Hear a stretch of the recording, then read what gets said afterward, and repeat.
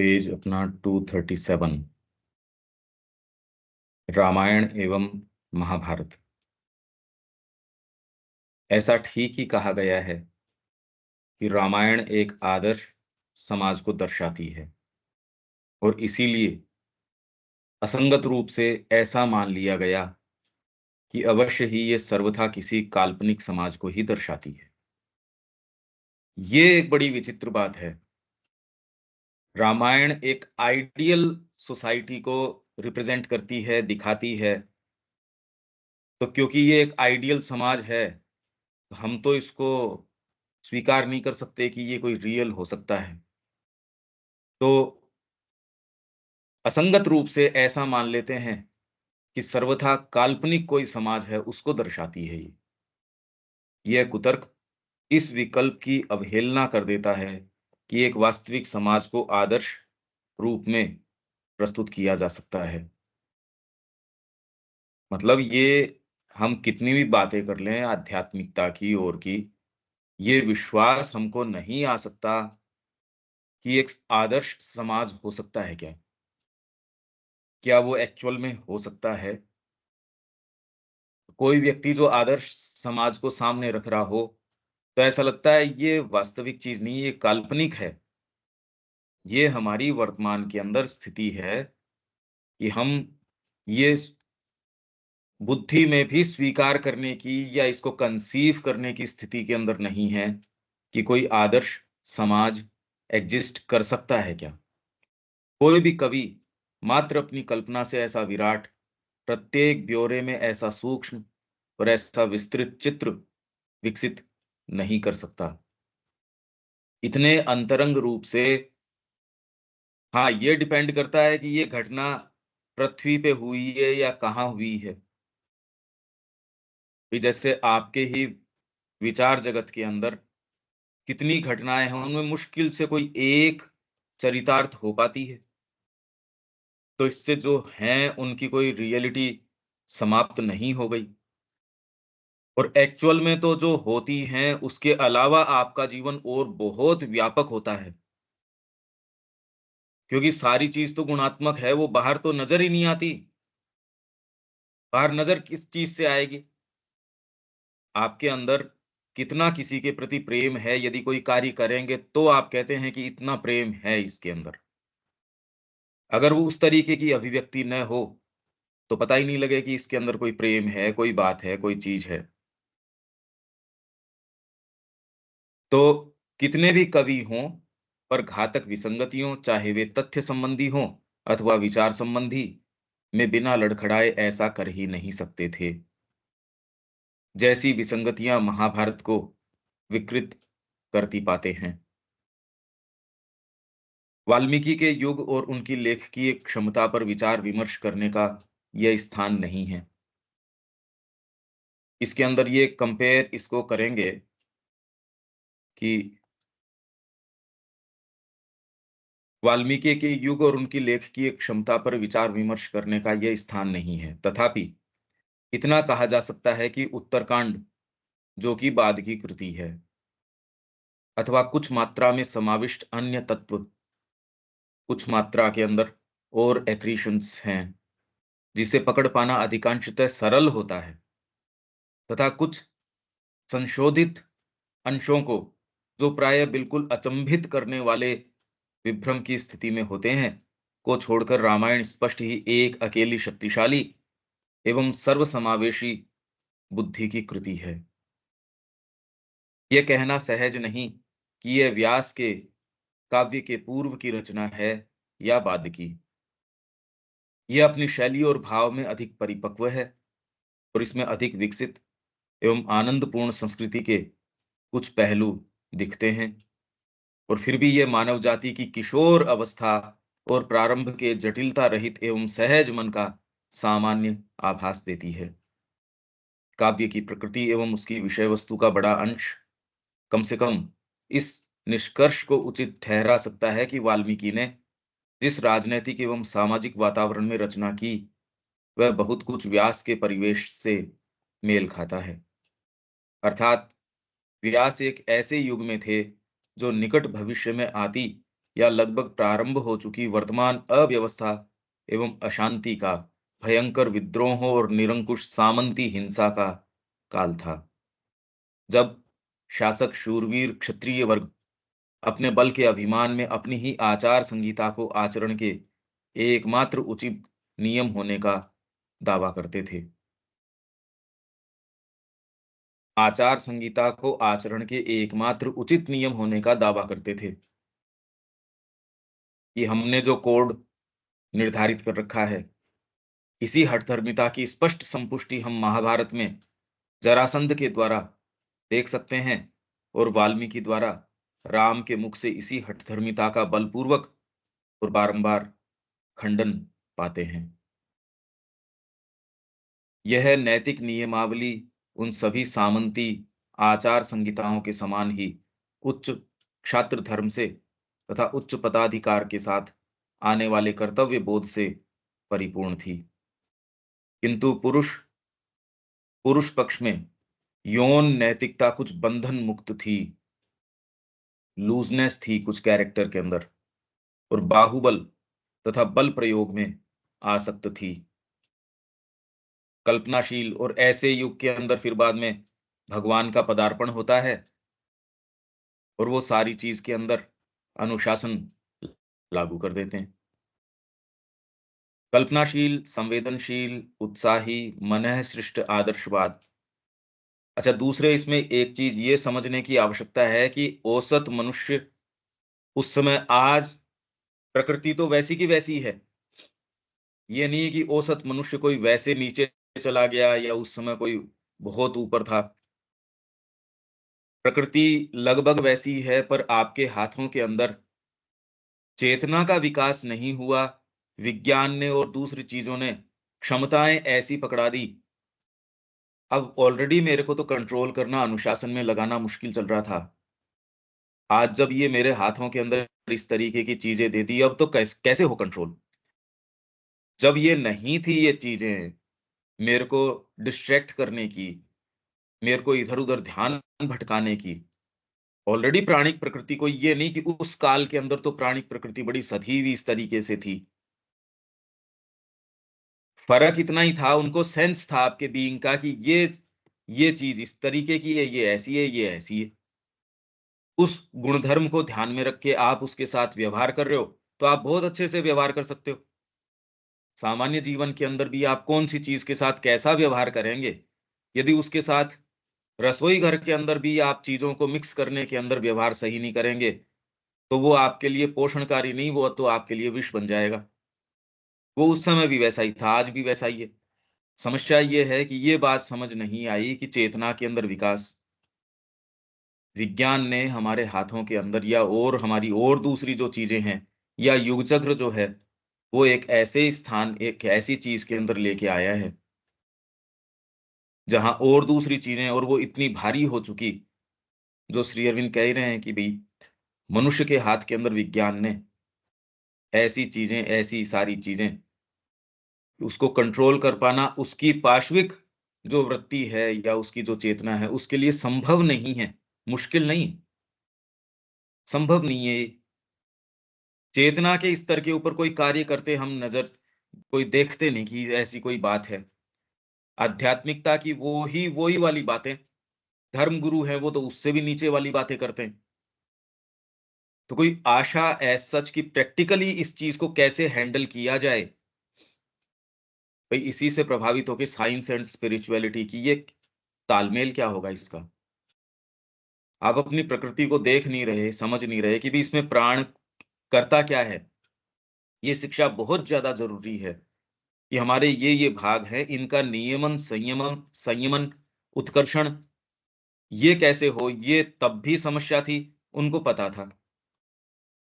आज भी वैसी की वैसी है, अब पता नहीं है। तो ये शिक्षा के अंग होने चाहिए, कॉन्शियसली इस चीज़ की शिक्षा। क्योंकि ये नहीं कि विज्ञान कोई पीछे चला जाएगा, पीछे कहाँ जाएगा? वो तो आज जो आप कल्पना कर सक रहे हो, वो सारे काम कर देगा, और क्यों नहीं करने चाहिए वैसे तो।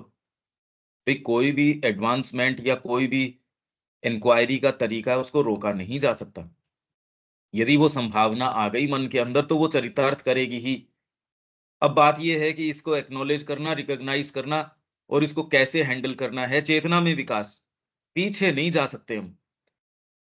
जो हो गया वो तो हमारे सामने है, पर उसको अब कैसे, तो केवल एकमात्र प्योर आध्यात्मिकता मतलब स्पिरिट के ऊपर, ये यदि हमको नहीं समझ में आता, तो कोई भी जो जो अधूरे प्रयास हैं कि चलो हम प्रकृति की ओर लौट चलें, चलो पीछे वाला सिस्टम हम वही वैदिक युग वाला ले आएँ और वेद की भावना तो नहीं लेके आए, बस कपड़े उसी तरीके से यज्ञोपवीत धारण कर लें, शिखा धारण कर लें, टीका धारण कर लें, हवन कर लें।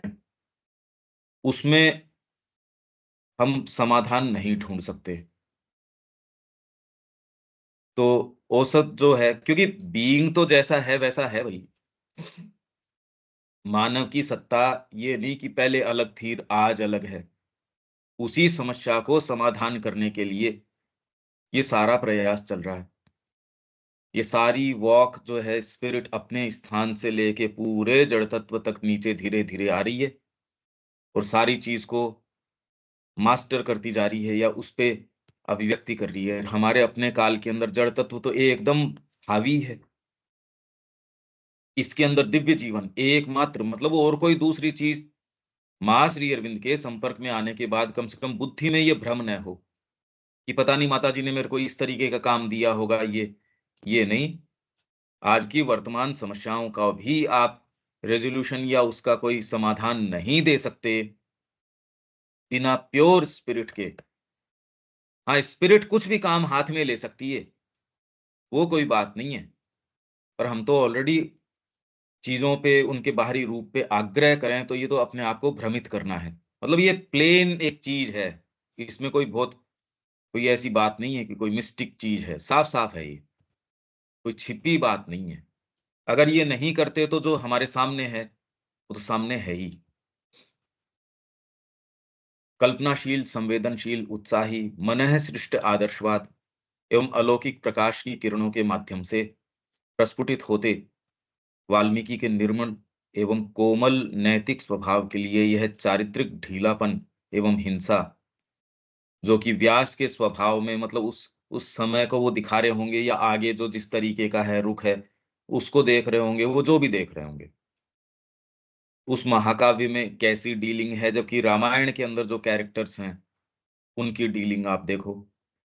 अब जो भरत जी का चरित्र उसके अंदर से निकाल के लेके आते हो, वो चरित्र अगर ढूँढने का प्रयास करो इस तरीके से महाभारत के अंदर,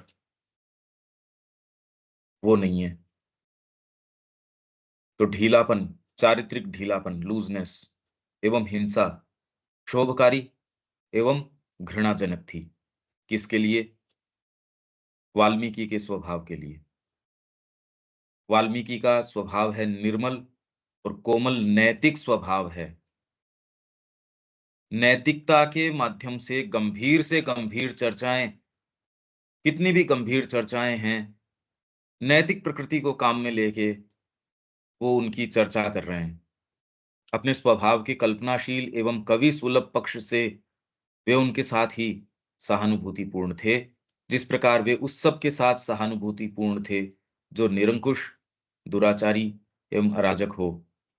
क्योंकि अपने कला बोध द्वारा चालित वे एक वैश्विक सृजनात्मक मस्तिष्क से संपन्न थे, जो जगत में निहित सभी कुछ के भीतर बैठकर उसे अनुभव करके उसका पुनर्गठन कर सकते थे। ये आप एक्चुअल अगर इन चीज़ों के अंदर निरंकुशता क्या है, दुराचार क्या है, अराजकता क्या है, अगर इसको नहीं समझो, तो इसका समाधान नहीं दे सकते।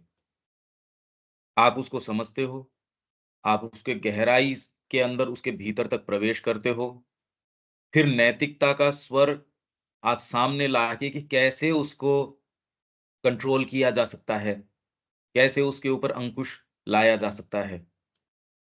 क्योंकि ये कह रहे हैं ना, क्योंकि अपने कला बोध द्वारा चालित अपना जो कला बोध है, वे एक वैश्विक सृजनात्मक मस्तिष्क से संपन्न थे। एस्थेटिक्स, अरे भाई सारी की सारी है तो यूँ तो काव्यात्मक। ये कैसे हो सकता है कि अंतरंग राम जी और सीता जी आपस के अंदर बात कर रहे हैं, उसको कैसे पता चल गया भाई? किसी को भी महल के अंदर अपने दोनों कोई प्राइवेट कोई बातें कर रहे हों, वो कवि को कैसे पता चल सकता है? तो निश्चय ही ये कोई एज़ सच इतिहास या कोई वो ऑथेंटिकली वही दर्ज कर दें जो वो कह रहे थे, और अगर वो कह भी रहे थे तो उससे हमको क्या इंटरेस्ट हो सकता है? कोई किसी को क्या कह रहा है, अगर उस फ़ील्ड का न हो या आपके पर्टिकुलरली वो बात न हो, तो आपको क्या इंटरेस्ट है उसके अंदर? ये काव्य फिर बाद में आज कोई भी रेलेवेंस के या इंटरेस्ट के नहीं रहते। यदि आप ये ऑथेंटिसिटी ढूँढने का प्रयास करें कि क्या दशरथ और उसके कैकेयी के बीच में यही बातें हो रही थी? या उनके बीच में ये बात हो रही थी? ये कैसे, अगर संभव हो भी, तो भी ये ला के लाभ क्या है इसका? लाभ तो इसका ये है कि आपके ये सारे भाग जो ये कह रहे हैं, जब ये सारे संवाद होते हैं, उसके अंदर जब दुर्योधन की बात आती है, अब दुर्योधन इस तरीके की प्रकृति को रिप्रेज़ेंट करता है।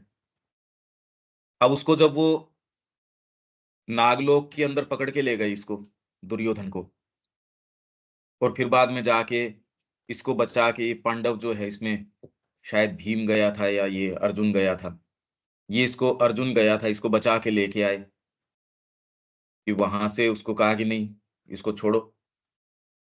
तो उसने कहा ऐसे जीवन से, अरे ये तो इनका ऋणी हो गया, ऐसा जीवन मेरे को नहीं रखना।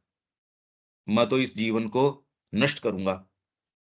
तो ये महाभारत के अंदर ही है, और ये अपन ने कोट भी किया है, ये शायद गीता के अंदर किया है, या इंडियन कल्चर में तो नहीं है, गीता में ही कोई स्थान पे दूसरे भाग में किया होगा। तो ऐसे बीइंग्स आ गए जो कहते हैं, अरे तू मर कैसे सकता है? तेरे माध्यम से तो हम करेंगे काम। तो हमको ये दिखाने की, और वो बिल्कुल ऐसी कोई कवि कल्पना नहीं है। उसके माध्यम से ये चीज़ें दिखाई जाती हैं कि आपके माध्यम से वो बीइंग्स हैं जो रस ले रहे हैं। आप चले कहाँ जाओगे? आप ये स्वीकार भी कर लोगे, अरे ये जीवन क्या है? ये बेकार है ये। क्या क्या कर रहे हैं हम जीवन में? तो भी कर थोड़ी सकते हो कुछ। क्यों उन्होंने हमको बाँध रखा है। तो ये कड़ी अगर हम ये सोचे कि अपने ही शक्ति सामर्थ्य से तोड़ लेंगे, ऐसे कर लेंगे, कितनी-कितनी चीज़ें एक ही प्रसंग से निकल के आती हैं। उसमें ऐतिहासिकता ढूँढने का प्रयास करें, मिल भी जाती है तो इससे कोई बहुत विशेष क्या निकल जाएगा उससे? ये हमारे भाग, उनके पीछे हमारे कितने-कितने और जगत हैं, उससे कैसे हमारा इंटरैक्शन है, सारे समय वो इंटरैक्शन देखो आप, इंटरवीन करना आपकी नैतिक प्रकृति है, भौतिक प्रकृति है, ये सारी प्रकृतियाँ कैसे, अब ये तो देखो, ये तो खाली वर्णन है, एक एक पर्सपेक्टिव है। इसका आनंद तो तब आए जब इसके वास्तव में प्रवेश करें। धीरे-धीरे, धीरे-धीरे अब करने का तो ये है कि यार समय कहाँ से लाएँगे इतना?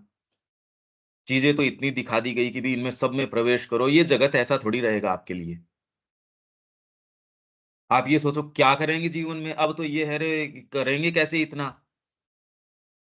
ये तो एक-एक सूत्र इस तरीके का है कि जीवन भर खोलो तो भी, और आनंद किया का ही क्षेत्र है। आप आध्यात्मिकता में जा रहे हो या नहीं जा रहे हो वो तो पता नहीं, पर ये अपने आप के अंदर ऐसा क्षेत्र है जिसका आनंद, इसमें प्रवेश करने के बाद आपका वर्तमान जीवन तो ऐसे लगेगा निस्तेज सा। ये तो सोच के भी कितना कि हाँ, ये हैं जिनमें प्रवेश करना चाहिए।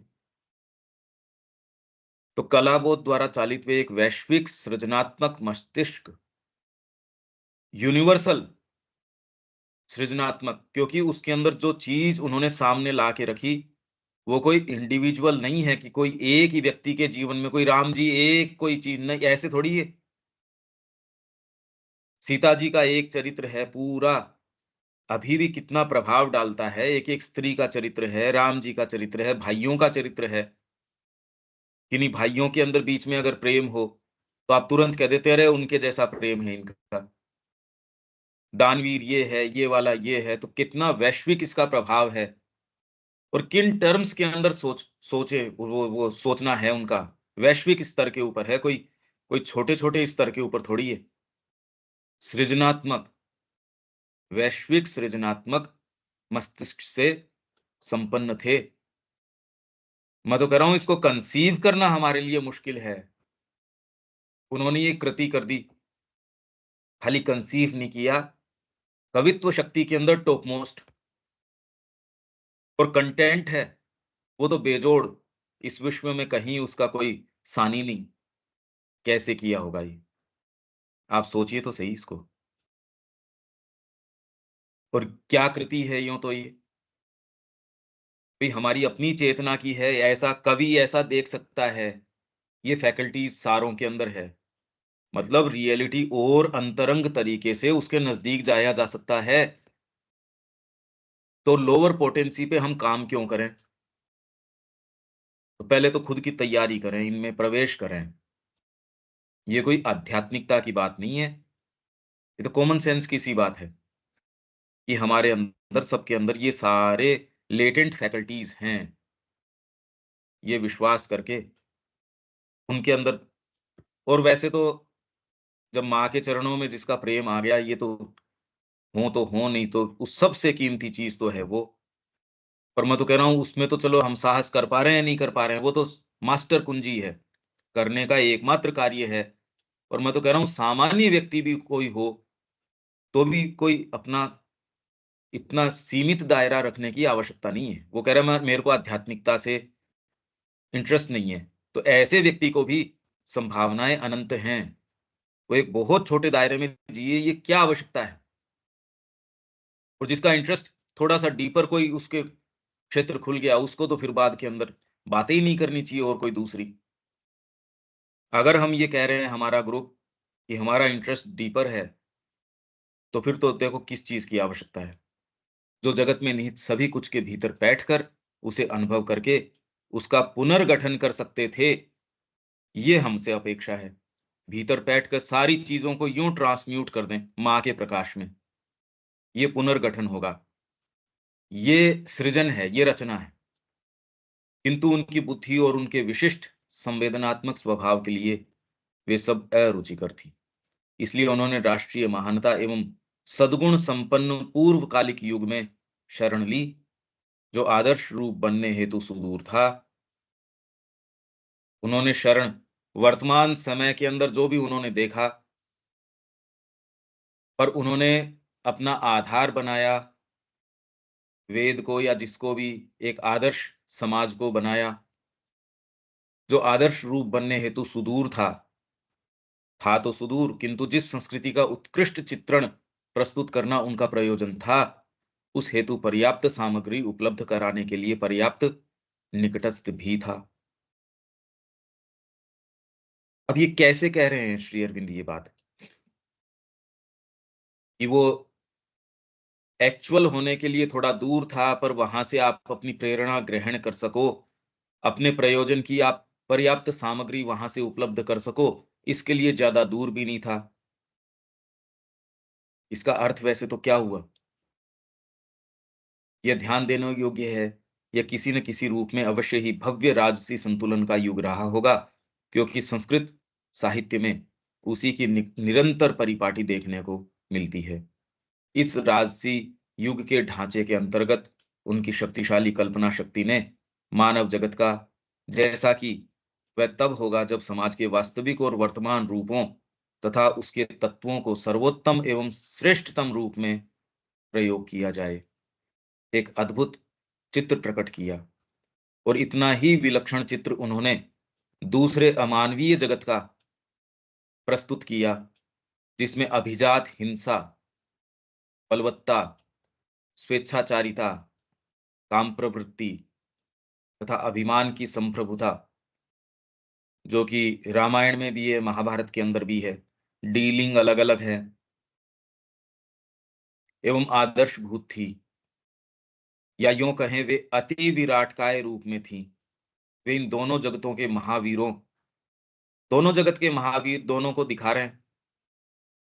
एक के अंदर एक श्री कृष्ण के समय भी वो दिखा रहे हैं कि ये एक धर्म की साइड में है, ये अधर्म की साइड है, ये सत्य की साइड में है, ये मिथ्यात्व की है। ये राक्षसी शक्तियाँ हैं, ये दैवी शक्तियाँ हैं।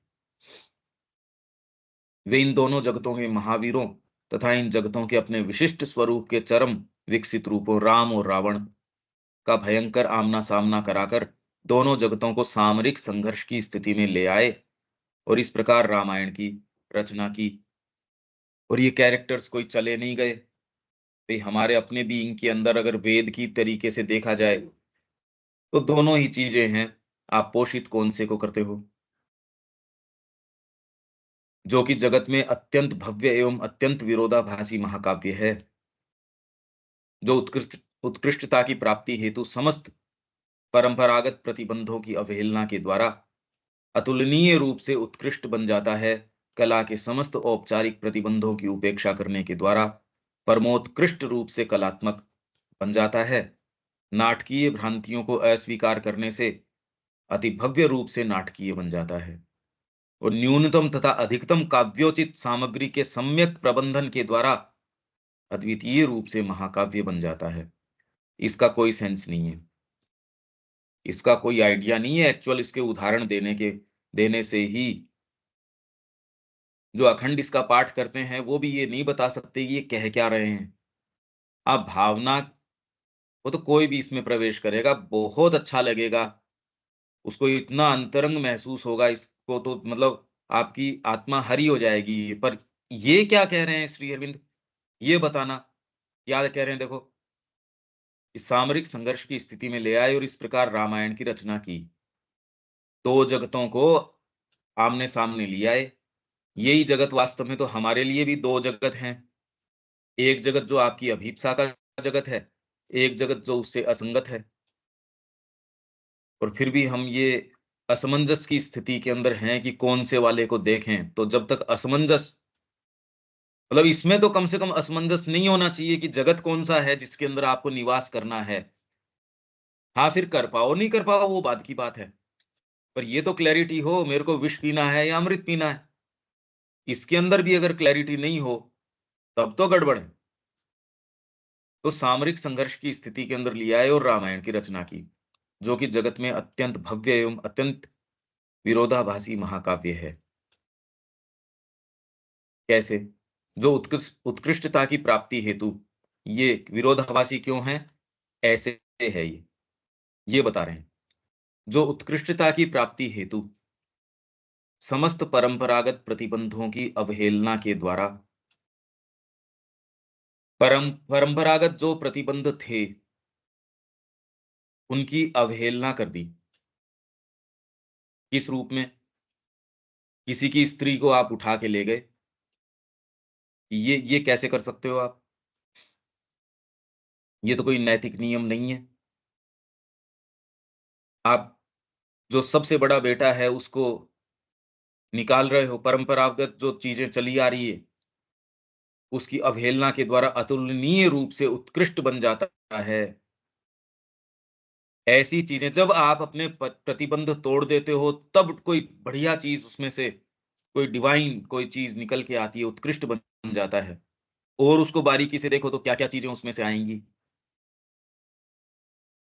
कला के समस्त औपचारिक प्रतिबंधों की उपेक्षा करने के द्वारा कला, जो भी आपके कैनन्स हैं कि इस तरीके से शब्द अभिव्यक्ति होनी चाहिए। आपके एस्थेटिक्स के जो भी नियम हैं, उसको आपने इग्नोर कर दिया। हाँ, पर इग्नोर कर दिया इसमें ऊपर चढ़ने के लिए कर दिया या नीचे गिरने के लिए कर दिया?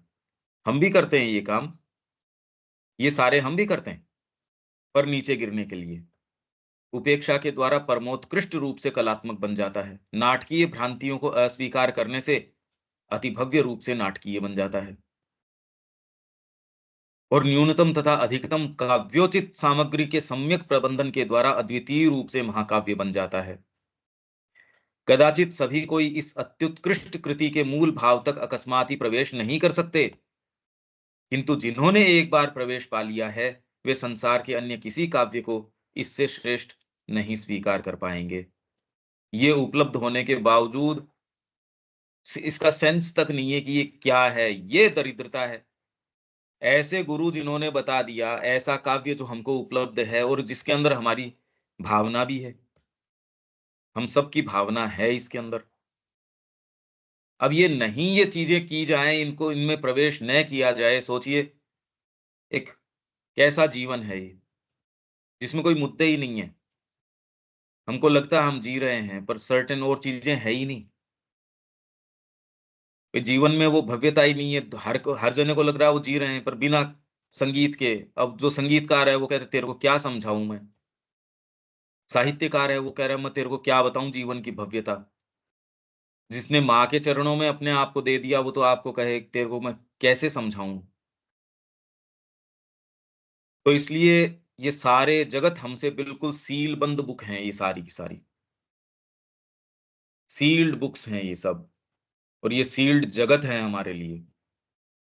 कैसा छोटा-सा एग्जिस्टेंस है हमारा, और ये सुन के भी देखो कोई फ़र्क नहीं पड़ता। ये और ज़ोरदार बात है, और ये कोई हम सारों की बात है, कोई 1 की 2 की थोड़ी।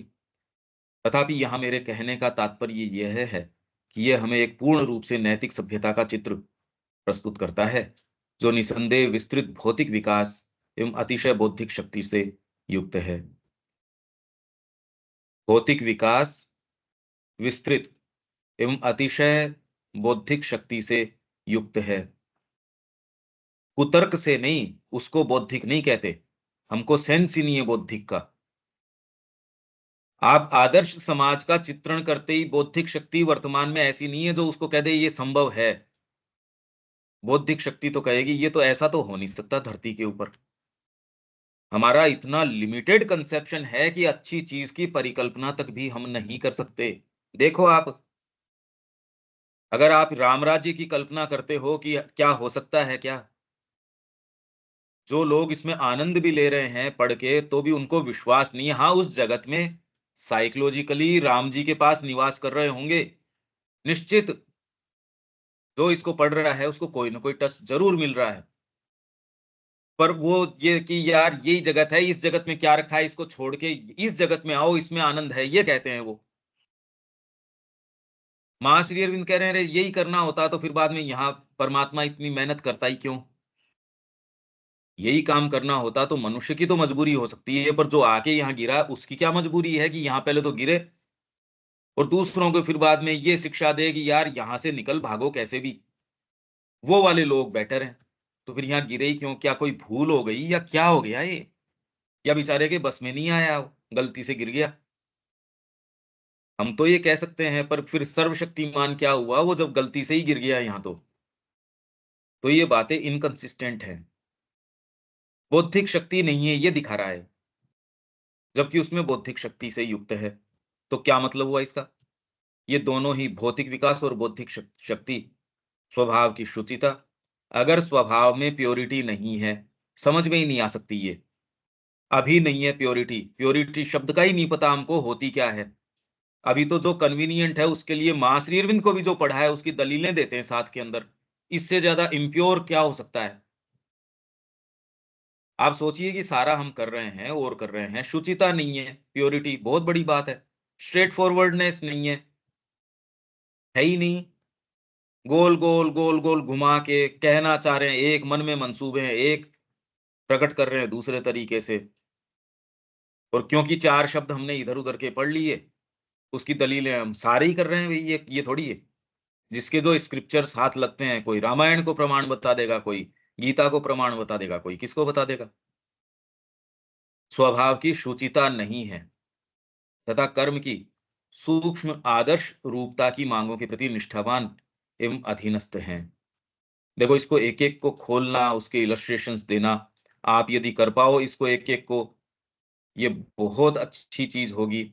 इनफैक्ट ये करने का है, इस संस्कृति के प्रति बहुत ग्रेट सर्विस हो जाएगी अगर ये किया जाए। माँ श्री अरविंद के प्रति बहुत बड़ी ये सर्विस हो जाएगी, और हमारे बीइंग का जो इसके अंदर विकास होगा, साधना होगी, उसका तो कुछ कहना ही क्या। वो तो अकल्पनीय बात हो जाएगी। और ये यदि हम कर पाए तो जीवन में करने के रोज़ हम इसके संपर्क में आ रहे हैं, मुद्दे तो ये हैं। आपकी एनर्जी और आपका समय ये सारे व्यर्थ जा रहे हैं, और उसमें जो नए संस्कार आप पैदा कर रहे हो ज़बरदस्ती के, जिस जेल से मेरे को छूट के भागने की मैं कर रहा हूँ कि भी यार इसमें साँस नहीं आ रही, मैं रीइन्फोर्स कर रहा हूँ उसमें और नए-नए ताले लगा रहा हूँ। हैं उनको खोलने की बात नहीं कर रहा। मैं कह रहा हूँ मैं इस समय माँ के लिए पूर्ण रूप से अपने आप को दे दूँगा, फिर जाके कोई ऐसी डीलिंग में फँस जाएँगे, फिर ऐसे कोई कार्य में, ऐसे कोई कमिटमेंट में। तो ये तो शुचिता की बात नहीं है, अपवित्रता की बात है। फिर आपके साथ जो होगा उसके लिए आप स्वयं रिस्पॉन्सिबल हैं। इसमें रोने-धोने फिर बाद में मैं माँ से प्रार्थना करता हूँ, इस ये गलत बातें हैं, इनकंसिस्टेंट बातें हैं ये। ये हमको स लॉजिकल है, ये बौद्धिक बात है ये, इसमें कोई बहुत गहरी बात की आवश्यकता नहीं है। वाल्मीकि का मानस कहीं भी गीता के एक उच्च एवं कठोर धर्म के उस अति संवेदनशील बौद्धिक सिद्धांत से सुपरिचित नहीं लगता। गीता के उच्च एवं कठोर धर्म के अति संवेदनशील बौद्धिक सिद्धांत गीता किस तरीके से अपना निरूपण कर रही है। आप आध्यात्मिक जीवन के अंदर प्रवेश कर रहे हो, प्लॉट क्या है? और उसमें जैसे ही आप तलवार की धार के ऊपर उन सारे संबंधों को, आपके युग के सारे धर्मों को, आपके creed of the Aryan fighter, आर्य क्षत्रिय के धर्ममत को, आपकी आध्यात्मिकता के उच्चतम उस समय के मत या विधान या जो भी चीजें हैं उनको, क्योंकि वो शुरू के अंदर यही कहता है इससे तो पितरों का तर्पण नहीं होगा, इससे तो ये नहीं होगा। सबसे पहले तो उसकी इंद्रियां चित्कार कर बैठती है। ये तो केवल श्री अरविंद बता रहे हैं इस तरीके से कि सबसे पहले आपका नैतिक बोध प्रवेश कर जाएगा इसके अंदर, वो चिल्लाना शुरू कर देगा, हाहाकार मच जाएगी आपकी पूरी प्रकृति के अंदर, और पूरा विश्व ही ऐसा लगेगा कि ये तो क्रम्बल डाउन कर गया, कि मैं क्या करूं, मेरे तो रोमहर्ष खड़े हो गए, मुंह सूखा जा रहा है, मैं कांप रहा हूं, मेरी बुद्धि भ्रमित हुई जा रही है। ये करने के बाद स्त्री है वो दुष्ट हो जाएंगी, और फिर बाद में वर्ण संकर जाए थे, वर्णों का संकर हो जाएगा, क्योंकि कोई कुल धर्म नष्ट हो जाएगा। ऐसे से फिर बाद के अंदर आगे आने वाली जो जो हमारे युग चक्र हैं वो नष्ट हो जाएंगे। ये हम क्या कर रहे हैं? उसमें उसने जो संभव दलीलें हो सकती थी हर स्तर की, वो सारी की सारी, अगर हम ध्यान दें अपनी प्रकृति के बारे में हम कॉन्शियस हैं नहीं। श्री अरविंद की टीका पढ़ने के बाद भी हम कॉन्शियस नहीं है, और वो कॉन्शियस तब होंगे जिस दिन बैग पैक करके हम ये कहेंगे चलो अब मैं तैयार हूं। उससे पहले बातें कर लो, चाहे आप अपनी प्रकृति से रूबरू ही नहीं होंगे, क्योंकि वो उससे पहले अराइज ही नहीं होगी। अर्जुन क्या इतना बेवकूफ थोड़ी था, उसको नहीं पता था कि मेरे को रथम स्थापय में च्युत, इन दोनों के बीच में मेरे रथ को स्थापित करो। मतलब क्या कहना चाह रहा था वो, कि देखो मैं कैसा डेकोरेट, मैं पूरा सुसज्जित होके आया हूं, दोनों पार्टियां देखो मेरे को। इसलिए आया था, क्या देखना चाह रहा था? अगर वो नहीं देखता तो उसको पता नहीं था, और जिन लोगों ने नहीं देखा उनको नहीं पता था किस पे बाण चलाने किस पे नहीं चलाने, या खाली एक कवि कल्पना है जिसने ये दिखा दिया था, और उसके लिए गीता आज भी इतनी प्रामाणिक है। ऐसा तो नहीं हो सकता। एक ऐसे स्थान से वो शुरू करती है जब आपके सारे धर्म जो हैं, प्रकृति के, आपके चिंतन के, नैतिकता के, कुल धर्म ही हैं, ये हैं वो हैं, सारे के सारे एक दूसरे के खंडन के ऊपर उतर आए। ये कह रहे हैं कहीं भी ये जो वाली बात है, वो सुपरिचित वाल्मीकि इन सारी चीजों से, बौद्धिक सिद्धांत से सुपरिचित नहीं लगता, जिसकी परिणति एक निष्काम कर्म में होती है। ऐसी बातें तो ये कर नहीं रहे, क्योंकि वो तो राज्य संभाल रहे हैं उनका, भरत जी, और उसके बाद भी कि साहब मैं तो आपके लिए ये कर रहा हूं, और राम जी आके वापस अपना साम्राज्य वापस ले रहे हैं। उसके अंदर की डिसइंटरेस्टेड सर्विस हो, ये हो, वो वैसी कोई बातें नहीं है। तो वाल्मीकि का मानस कहीं भी गीता के उच्च एवं कठोर धर्म, पहला ही शब्द धर्म क्षेत्रे कुरुक्षेत्रे समवेता युयुत्सवः मामका पांडवाश्चैव किम कुर्वत संजय। धर्म का जो कठोर धर्म, ये वाली जो चीज है, अति संवेदनशील बौद्धिक सिद्धांत से सुपरिचित नहीं लगता वाल्मीकि का मानस। अब ये कैसे, पहले तो इसको सारे को हम देखें, फील करें, और ये फील उतना ही आप कर सकते हो जितना आप अपने बीइंग के अंदर चीजों को फील करते हो, कर सकते हो। नहीं तो कैसे फील करोगे जब मेरे को आइडिया ही नहीं है इसका। यहां आके सारी चीज बंद हो जाती है, हमको अपने बीइंग का ही पता नहीं है। इसलिए जब इनमें इन तरीकों से प्रवेश करेंगे, इसीलिए मैं कह रहा हूं आपके बीइंग का ही परिवर्धन हो जाएगा। आप सोच अच्छा मेरा बीइंग ऐसा भी है, और कितनी कितनी असंख्यों चीजें इसमें से आएंगी जो हमको पता थोड़ी है, बौद्धिक थोड़ी है वो सारी की सारी। और ये पूरी कड़ियां जोड़ने का काम भी केवल श्री अरविंद ने किया है कि डीपेस्ट आपके कि पोएट्री किस तरीके से आती है उसकी पूरी पद्धति बता दी। कोई कौन बता सकता है, नहीं तो शब्द कैसे आता है, कैसे निर्माण करता है। अगर आप देखें ध्यान से और कहीं इसकी पद्धति इस तरीके से सेंस ही नहीं है कि कैसे, हाँ एक्चुअल में कर रहे होंगे, वाल्मीकि ने किया है, व्यास जी ने किया है, किया तो है ही निर्माण, पर वो ये नहीं बता के जा रहे कि इसकी पद्धति क्या है। श्री अरविंद ने तो सारे को पद्धतिबद्ध कर दिया। सोचिए उसके लिए क्या चाहिए, मतलब खाली ये माइंड से तो नहीं हो सकता। हर चीज को आपके सामने रख दिया, बीइंग की पूरे की डिजाइन ऐसा कहीं नहीं है। इसलिए आप और कहीं देखें उसको कंपेयर करें, है ही नहीं, कंपेयर कैसे करोगे। तो जिसकी परिणति एक निष्काम कर्म में होती है और जिसे चरम आध्यात्मिक महत्व तक उठा दिया गया है, जो कि महाभारत का एक महान मूल सिद्धांत है। उसके अंदर और बार-बार श्री अरविंद गीता के अंदर क्या कह रहे हैं कि गहन से गहन संवाद, आप प्लॉट देखिए उसका, युद्ध के बीच में आप चर्चा कर रहे हो, गहन फिलोसॉफिकल आप चर्चाएँ कर रहे हैं, आपका डिस्क्विजिशन चल रहा है इसमें, और उसके अंदर भी आप फिर याद दिला देंगे कि ये महाभारत की का ही एक अंग है। बीच-बीच में संजय उवाच, धृतराष्ट्र उवाच, क्यों? मूल से ऐसा गूँथ रहे हैं उसको सारे को, यदि उन्हें ये ज्ञात भी होता, किसको? वाल्मीकि को, तो उनकी प्रकृति में भाव प्रवणता तथा स्त्री सुलभ सुकुमारता के प्रबल प्रभाव ने उसे अस्वीकार कर दिया होता। ऐसी प्रकृतियाँ जब वे शक्ति का समादर करती हैं, तो उसका समादर अभिव्यक्त एवं सशक्त रूप में करती हैं, न कि आत्मनियंत्रित रूप में। अब ये कवि ही बता सकता है और श्री अरविंद कह रहे हैं, भी मैं तो एक कवि हूँ। तो ये जो वर्णन है, अगर हम इस ये एक सामान्य भौतिक स्तर पे नहीं समझ सकते, इसके ऊपर भी हमको बहुत ध्यान, चिंतन ये आवश्यक है।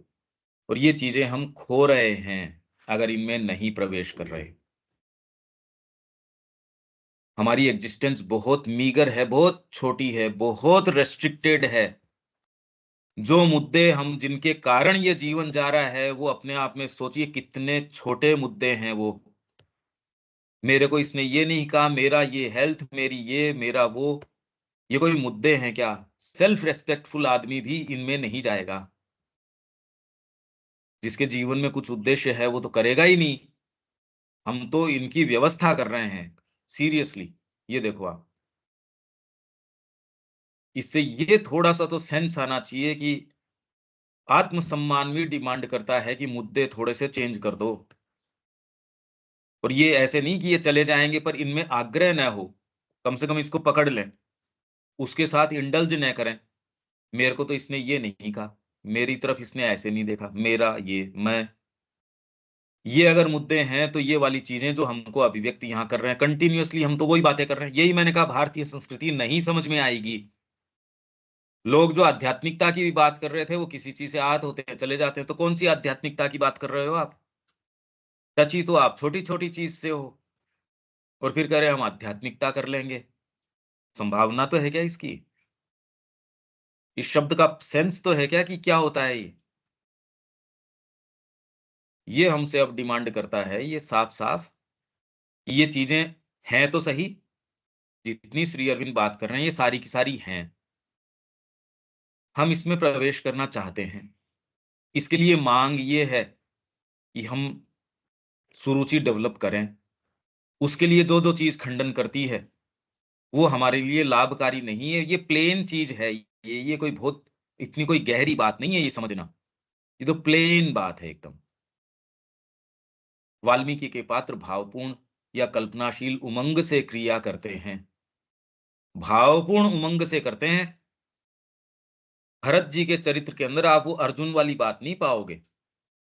शबरी के प्रसंग के अंदर और के प्रसंग, इवन रावण आप देख रहे हो, वो किस तरीके की बातें, मतलब उसके अंदर जोश की एकदम भाव प्रवणता, उसमें वो वाली बातें नहीं, जो शकुनी की जो चीज दिखा रहे हो आप, वो वाली उसमें नहीं। कल्पनाशील उमंग। अब ये हमको समझना पड़ेगा, कल्पना हम जिसको सोच रहे हैं उस कोई कैरेक्टर के अंदर सपोज हम उसको एट्रीब्यूट कर भी देते हैं, क्या वो कल्पना है भी या नहीं? वही सपोज हम में से कोई इस भाव को पकड़ता है या इस कल्पना शब्द को पकड़ता है और किसी भी कैरेक्टर के ऊपर यूं लगा देता है, इससे नहीं होगा। वो तो हमको धीरे धीरे धीरे भीतर खुद प्रवेश करना पड़ेगा, अपने दर्पण को साफ करके उसके ऊपर आकृति किस तरीके की, दर्पण पे ही आएगी आकृति, और डायरेक्टली तो कहाँ प्रवेश करोगे? वो दर्पण आपकी साइकोलॉजी का है, आपके और भीतर जितना जाओगे उस पे ही तो पड़ेगा, और कहाँ मतलब कैसे उसमें संपर्क में आओगे? हाँ, कोई बोल रहा है क्या? हेलो। हाँ विवेक, कोई कुछ बोला है क्या अभी? नहीं भैया। ठीक है। मैं बस इसको थोड़ा सा शब्दों के प्रति, क्योंकि ये शब्द अपने आप में यूं कुछ भी समझ में नहीं आएंगे, ये इंटेलिजिबल ही नहीं है कि क्या है क्या ये चीज। और हम सारे इसके संपर्क में हैं, रामायण के भी संपर्क में हैं, महाभारत के भी संपर्क में। एटलीस्ट कहानी मोटी मोटी तो सारे ही जानते हैं। पर ये श्री अरविंद जिस ये जो बात कर रहे हैं, ये कि कह क्या रहे हैं, ये कुछ नहीं पता, कुछ भी नहीं पता इसका। ये तो इन चीजों के बारे में है, और जीवन में जो हमको करना है उसकी तो बात ही क्या। अब देखो, मुद्दे एकदम प्लेन है, जीवन में क्या करना है वो भी एकदम स्पष्ट है। यदि ये नहीं करते तो अब कि कैसे हम अपने आप को जस्टिफाई कर पा रहे हैं? सोचिए कितनी मोटी चमड़ी चाहिए इसके लिए, थिक स्किन चाहिए अपने आप को जस्टिफाई करने के लिए। और हम सब के ये ऐसी ही है, पता नहीं क्या बात है ये। नहीं तो आदमी को लज्जित होके सेल्फ रेस्पेक्ट भी डिमांड करता है, ये करने के काम है क्या? क्योंकि आपको इतने सारे मुद्दे दिए गए हैं भाई सामने, इसलिए नहीं हो तो चलो ठीक है कि भाई और करने को काम ही नहीं है, क्या करें? न कि बौद्धिक विश्वास के द्वारा। नैतिकता की उमंग राम को कर्म में प्रेरित करती है, और अनैतिकता की उमंग रावण को अत्याचार में प्रवृत्त कर देती है। अब ये तो साहब आपने, अब कोई दूसरा जो अनसिम्पेथेटिक है, श्री अरबिंदो के हमारे लिए तो श्रद्धा है, कोई दूसरा कह देगा कि ये श्री अरविंद ने उमंग शब्द काम में लिया, मैं ये कह सकता हूं, और हम कहेंगे उसने ये कहा, उसने ये कहा। ये हम भ्रमित होने का काम कर रहे हैं। जब वो कह रहे हैं उमंग, तो इसको समझो कि ये एंथुजियाज्म, किस चीज का एंथुजियाज्म। और हम जिसको सामान्य तरीके से एंथुजियाज्म कहते हैं, इसका क्या अर्थ हुआ?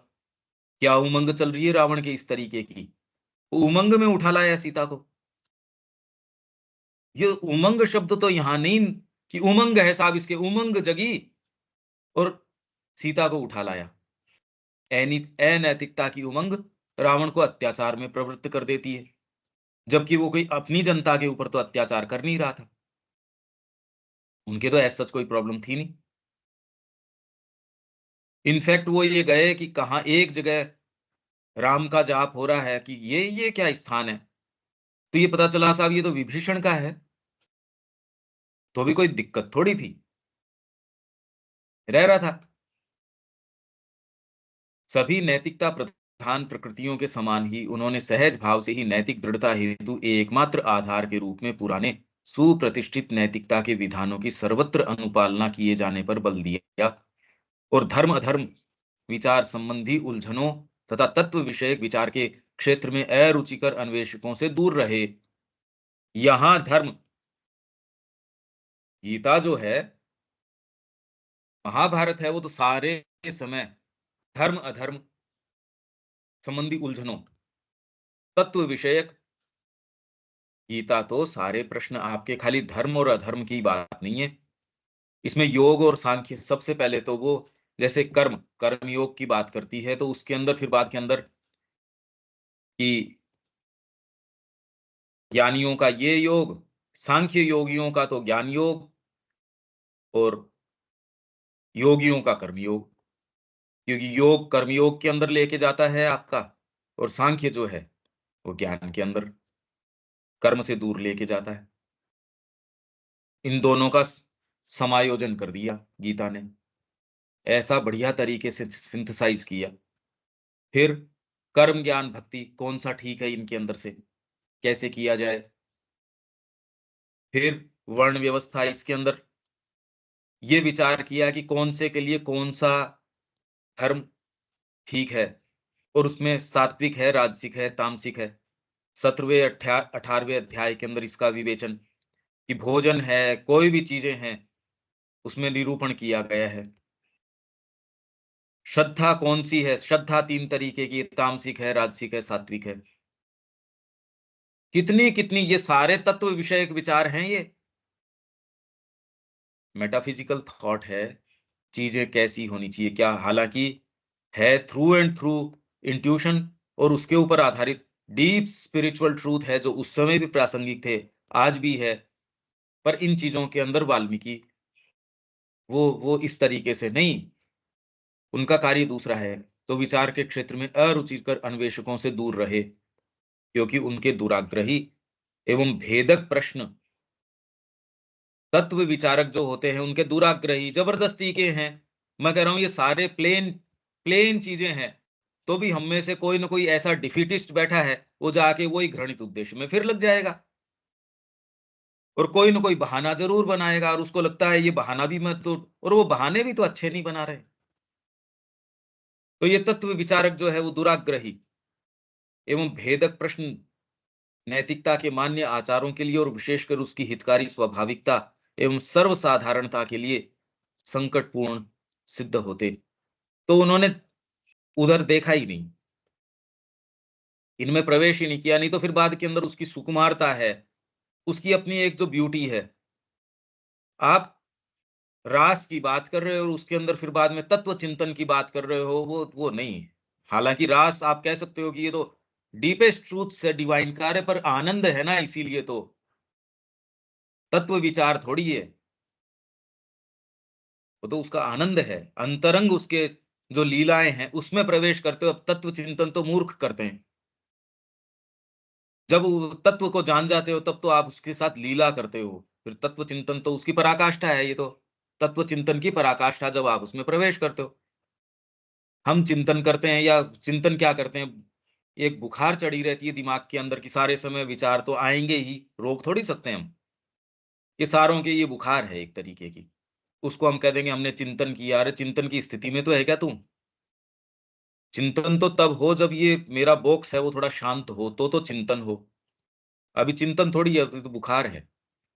अतः वाल्मीकि हमारे लौकिक काव्य के जनक उस प्रारंभिक एवं सूक्ष्म रूप से नैतिक सभ्यता का प्रतिनिधित्व करते हैं, जो हिंदू आत्मा का सच्चा ओजस्वी युग था। इसमें आगे तो अब नहीं जा पाएंगे, इसमें भी हम तो बस धीरे धीरे बस कुछ टच करने की कोशिश कर रहे हैं, और तो क्या करें अब इसके अंदर। इससे ज्यादा तो अब बेटर तो ये रहे फिर बाद में एक एक इसके इलस्ट्रेशंस हों, एक एक शब्द के, पर वो तो फिर बाद में अनंत यात्रा हो जाए, वो तो हम नहीं कर सकते। इतना तो नहीं किया जा सकता। रविकांत जी कोई बात है इसमें? नहीं सर, कोई बात नहीं पर इस तरीके से हम कभी देखते नहीं इनको। जी। और ये सारी संभावनाएं, ये मोती श्री अरविंद ने ऐसे हीरे जो हैं जवाहरात बिखरा के रखे हैं, और हमारी दरिद्रता देखो, ये कम से कम इतना तो सेंस आई जाना चाहिए। और फिर जितनी भी दलीलें देते हैं इस दृष्टिकोण के सामने रख के देखो, हमारे जो विचार, हमारी जो बातें हैं, चीजें हैं, सारी अनफाउंडेड हैं, सब बेकार हैं। हाँ देविका जी।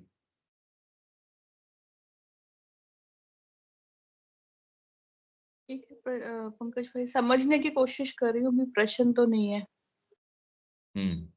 ऐसा टफ है टॉपिक ये, मुझे चल बहुत ज्यादा व्यापक है ये, और क्योंकि श्री अरविंद स्वयं एक कवि हैं, और ऐसे कवि हैं, हम एक्चुअल में श्री अरविंद को कवि कह के भी हम समझ ही नहीं रहे कि वो ऐसे कवि कोई हुए ही नहीं, जिन्होंने हमारे अपने समय के अंदर, ये तो ऋषि हैं भाई, दृष्टा कवि, जो वो उस समय के लोग थे जिन्होंने मंत्र में अपनी अभिव्यक्ति करी। संस्कृत के अंदर तो सुविधा है, इन्होंने अंग्रेजी भाषा को काम में लेके और वो कृति कर दी। हम इनफ अप्रिशिएट ही नहीं कर पा रहे हम किसके संपर्क में हैं। देखिए आप, ये दरिद्रता है हमारी। इसी से पता चलता है, इसीलिए तो हमारे ये मुद्दे हैं। अगर ये सेंस आ जाए कि हम श्री अरविंद की संतान हैं, ये मुद्दे हो ही नहीं सकते कभी भी। और दूसरे मुद्दे में इंडल्ज करना, कभी भी थोड़ी-सी भी भावना को डाउन करना, स्पिरिट को थोड़ी-सी भी डाउन करना, ये इसका अचूक प्रमाण है कि हम ये भूल गए हम किसकी संतान हैं।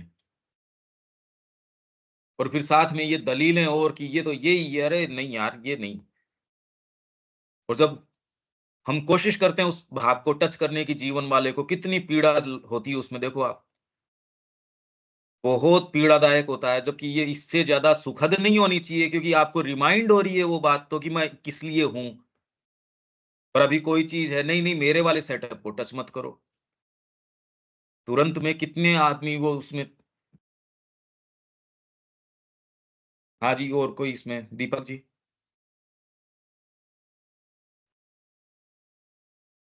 हम लोग के सामने रामायण महाभारत जिस ढंग से अब तक प्रस्तुत हुए हैं, और लगता था कि चीजें ठीक है, उसके पीछे हालांकि उतना ज्यादा भाग दौड़ तो कभी हम किए भी नहीं है। यहाँ चीजें इतनी कठिन लग रही है, लेकिन ये ज्यादा बेटर लग रहा है। हुँ। इसमें परिवेश नहीं मिल रहा है, लेकिन परिवेश न मिलना भी बेटर लग रहा है। नहीं, थोड़ा-थोड़ा तो जा ही रहा है, जितने ये तो है नहीं, क्योंकि ये इतनी गंभीर और कीमती चीज़ है।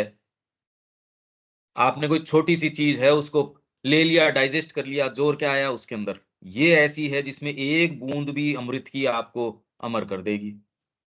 इतनी इम्पोर्टेंट है। और हर फ़ील्ड के अंदर ये मैं जानता हूँ, मैं अपने आप को इतना हार्ड प्रेस्ड महसूस करता हूँ, मैं कैसे आपके सामने बताऊँ ये सारी बातें।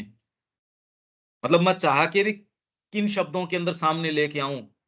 अब आप शुरू से सेशंस देख सकते हो। अब तो आपकी तो स्वीकार्यता हो गई, नया आदमी आएगा उसको तो ये ऑफेंसिव लगेगी। अरे! ये बातें क्या कर रहे हैं? आपको अब ये कितनी आनंददायी लग रही हैं। और अभी भी इतनी ज़्यादा बात है कि अभी तक अपन कण भी नहीं खोल रहे उसका। हमने कौन-सी एक्चुअल रामायण टच कर ली। इसीलिए दम-अदर इसी के लिए मैंने खोलना इसमें कि भी दम-अदर शुरू करें श्री अरविंद की एक चीज़। ये खुदरा का व्यापार नहीं, अब तो अपने थोक का पूरा छोड़ो इसके अंदर अपने आप को। जी। इसमें और दलीलें तो कभी भी काम नहीं आ सकती, आप अपने आप को भ्रमित ही कर सकते हो। जो प्रश्न है वो प्रश्न नहीं, अपने आप को भ्रमित करना है। तोड़ डालो उस दायरे को, एकदम छिन्न-भिन्न कर दो। तोड़ दो उसको एकदम। मैं ये हाँ, जी, हम होश बोलिए। संभालते अपने पिताजी को रामायण पढ़ते अ, हमने देखा है, लेकिन अब पता चलता है कि वो ही ज्यादा शील्ड था। कहानी सब सुनते थे, बार-बार जो है सो प्रतिदिन शाम को जो है सो आस-पास लोगों को बैठा के काम किया करते थे। लेकिन अब पता चल रहा है कि वो ज़्यादा शील्ड था। यहाँ पे वर्ड बहुत कठिन लग रहे हैं, लेकिन उसकी तुलना में ज़्यादा खुला हुआ नज़र आ रहा है। बिल्कुल, क्योंकि ये सारे जितने भी शब्द खुल रहे हैं, मैं रोक रहा हूँ उसको। और ये वर्णन कभी भी उस शब्द से तो नहीं निकाल सकते आप। यदि ये कहीं न कहीं आपको ये अनुभव न हो, तो आप कभी भी ये मायने निकाल ही नहीं सकते। देख लो आप, समस्या यहाँ आ रही है। इंडियन कल्चर की अगर आप बात कर रहे हो और इन शब्दों को यदि आपने साधना में प्रवेश नहीं किया है, तो ये शब्द नहीं खोल सकते। न ये जीवन खुलेगा, कुछ नहीं खुलेगा आपके लिए, सारी चीज़ बंद है एकदम।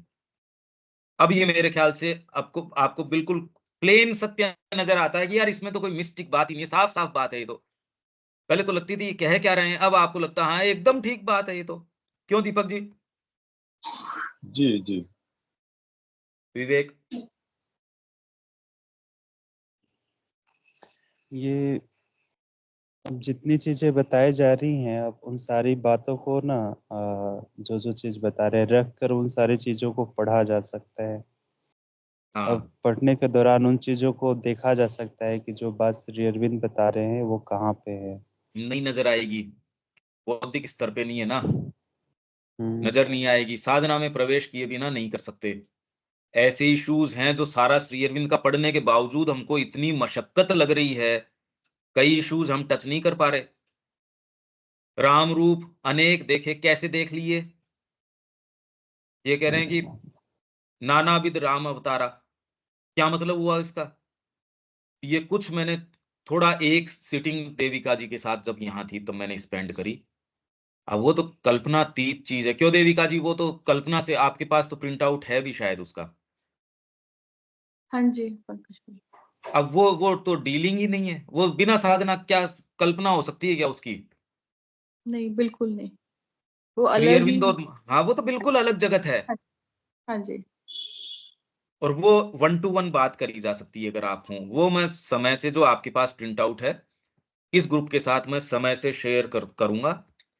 मैं ये चाहता हूँ पर ये इसका जब तक आप साधना में नहीं आ रहे, कुछ नहीं होगा। मैं तो प्रयास कर रहा हूँ पर आपके लिए मैं ये चाहता हूँ कि अरे भाई आपको और ज़्यादा मिले, बस इसलिए कह रहा हूँ मैं। शब्या जी कोई बात है?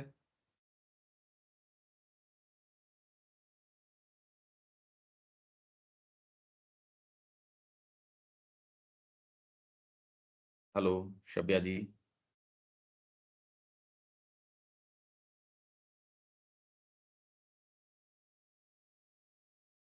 माइक म्यूट है दीदी हाँ, का। माइक म्यूट है उनका, वो शायद खोल नहीं पा रही होंगी या कोई ना कोई टेक्निकल इश्यू है। कोई नहीं, यहाँ विराम देते हैं पर अब ये आप रोज़ इस तरीके से ये समझो कि ये जीवन ऐसे तो नहीं जा सकता। इस तरीके से तो नहीं चल सकता। ठीक है विवेक? हाँ भैया। और सैटरडे और संडे का अपना प्रश्न वही है कि कवरिंग कैसे हो जाती है? द मदर में हमने कहा कि आपके don't make them A cover for your desires, egoistic demands, vital preferences. तो आप कवर उन चीजों को करते हो जहां आपको लगता है कि ये तो बिल्कुल पवित्र हैं। बाकी जो घृणित जो चीजें हैं वो कवर कैसे होंगी भाई? जो ओरिजिनल चीज है उसकी डुप्लीकेट बनेगी, डुप्लीकेट की क्या डुप्लीकेट बनेगी? तो जिसको आप पवित्र मानते हो वहां ढूंढने का प्रयास करो। इसको हम वहां से लेंगे फिर बाद में। यहाँ विराम देते हैं। तो ये भैया कल 9 बजे से होगी ना क्लास? हाँ क्यों नहीं, क्या दिक्कत है? अगर उनका इंडियन कल्चर का शायद तो नहीं है, होगा तो मैसेज आ जाएगा, मैं आपको कर दूंगा। ठीक है, यहाँ विराम देते हैं। जय श्री माँ। जय श्री राम।